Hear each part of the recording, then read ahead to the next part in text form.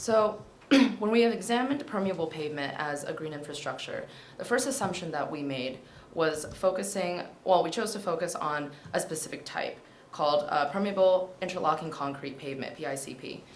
This is versus grass pavers, gravel pavers, porous pavement, merely because, first of all, it may have the highest initial installation costs, but in terms of long-term costs, it's the cheapest. It requires the lowest maintenance, requiring only minimal sweeping, versus constant replacement of gravel or grass, or pressure vacuum sweeping, which is very costly, that porous pavement requires.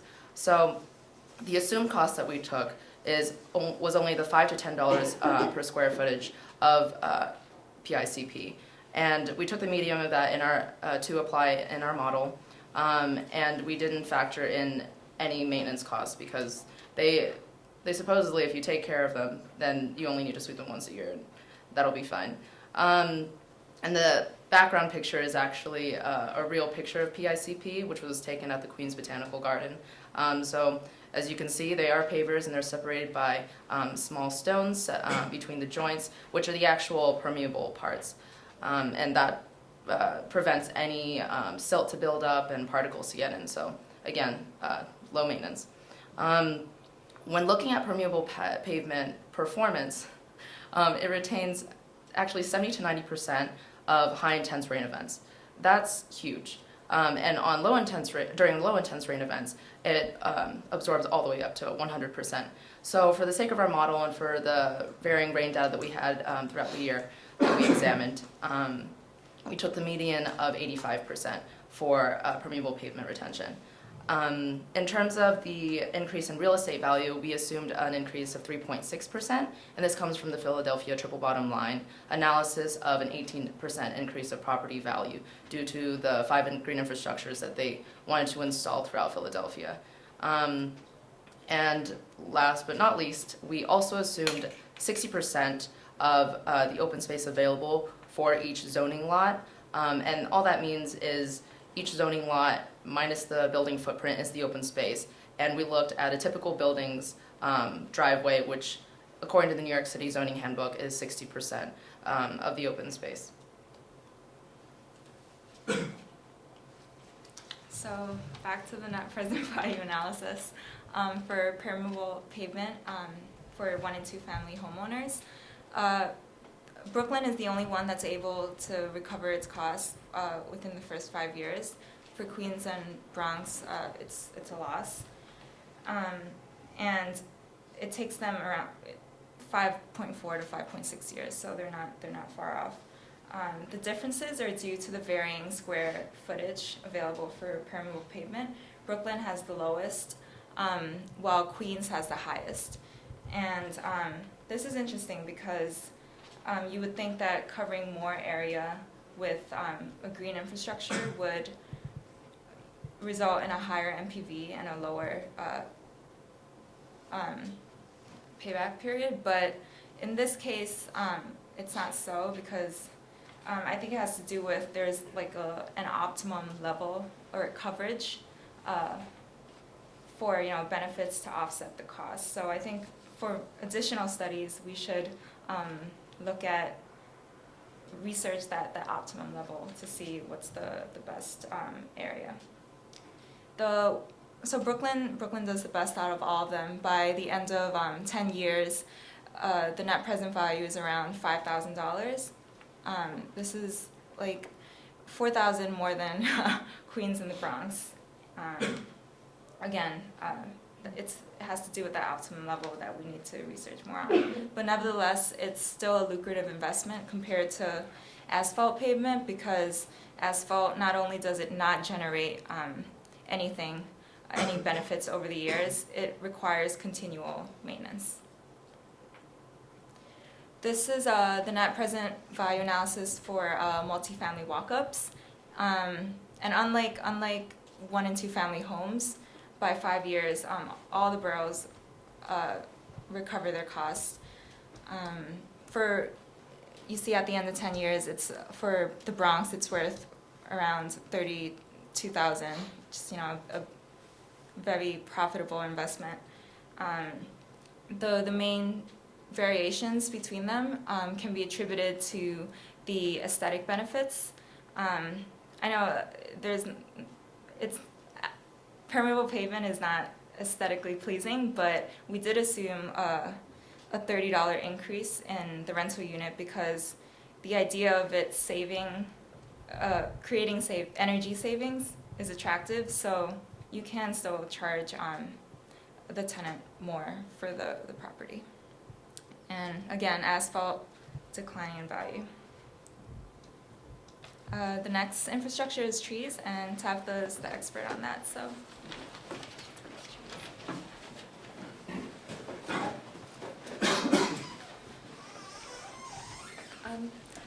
For our analysis, we focused on honey locust trees because this is a species that can grow in all 5 boroughs of New York City, and that also does well in droughts as well as with wet feet.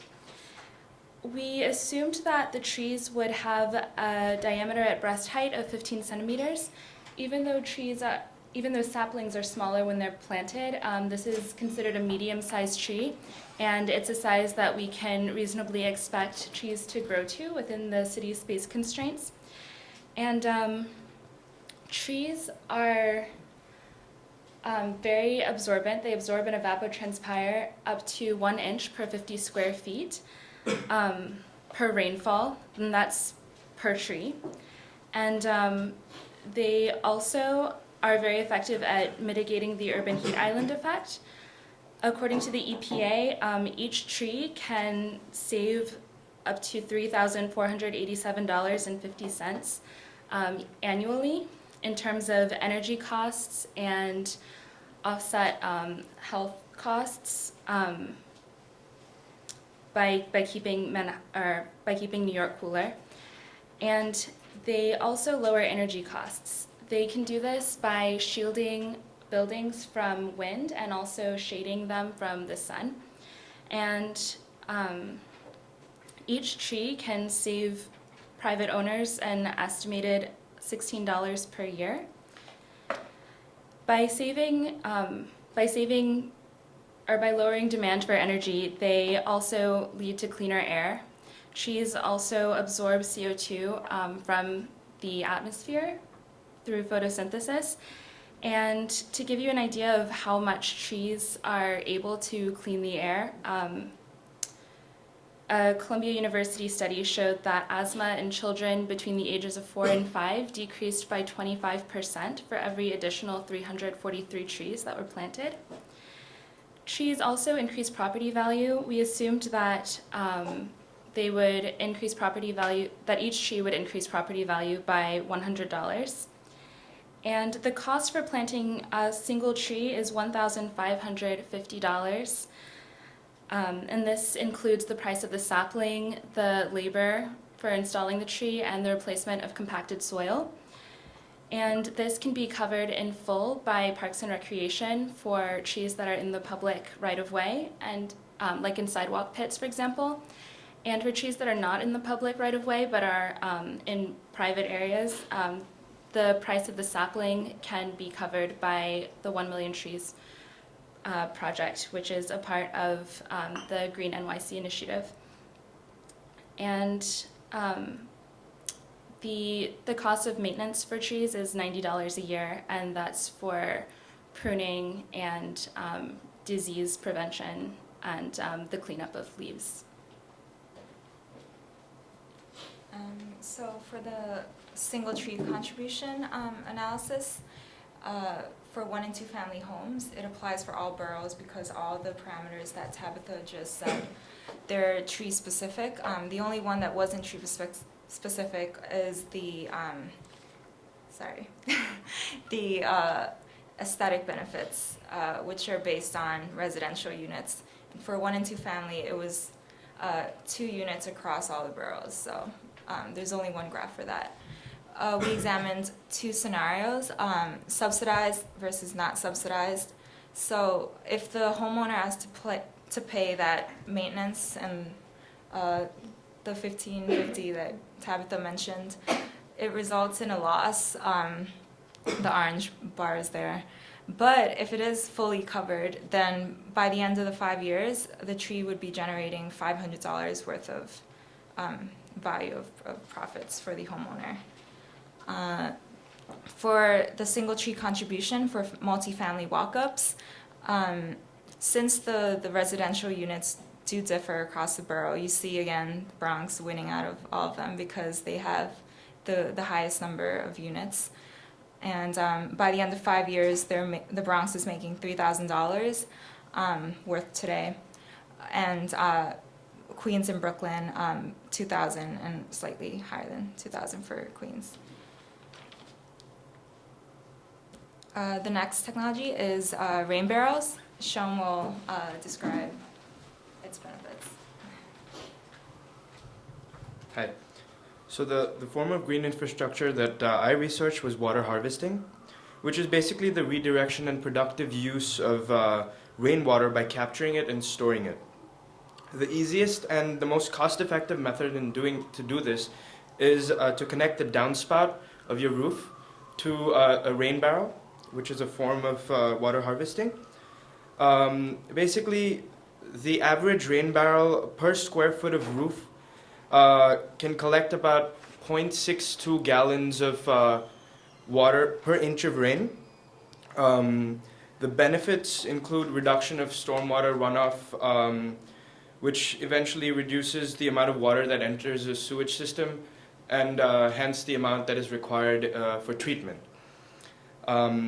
Other benefits to the private owner include storing water for irrigation.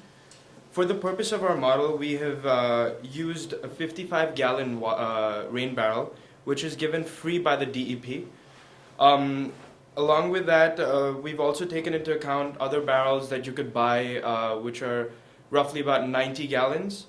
And a fun fact is that the retention rate of a rain barrel is actually 100% based on the amount of rainfall that actually can be captured by the barrel itself. So for rain barrels, the NPV is all positive because there is no cost. The city is giving away 55 gallons of a 55-gallon rain barrel for free.